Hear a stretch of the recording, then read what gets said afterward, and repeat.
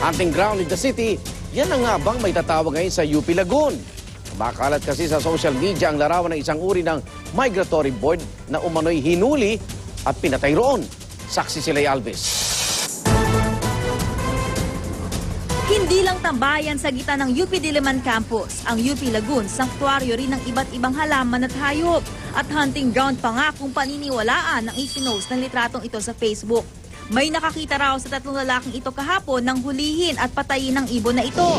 Isa sa mga paboritong pasyalan dito sa UP Diliman Campus, itong UP Lagoon. Kaya't nakababahala ang balitang may nanghuhuli at pumapatay ng mga hayop dito.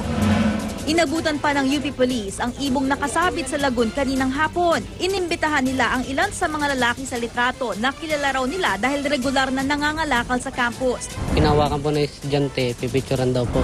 Madali kami, pinag-ikutan namin.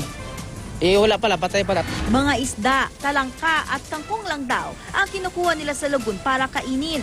Yung mga dalag po, mga suso, pang ulo lang po namin.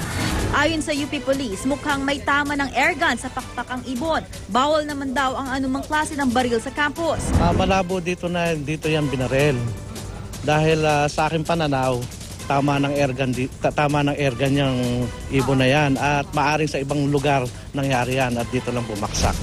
Ano't anuman, hindi raw dapat pinatay ang ibon na natukoy na isang black bittern. Migratory bird ito, bagamat may ganito rin daw sa bansa ayon sa Protected Areas and Wildlife Bureau.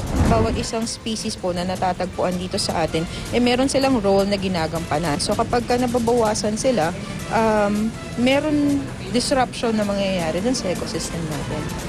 Ako si Lay Alves, ang inyong saksi.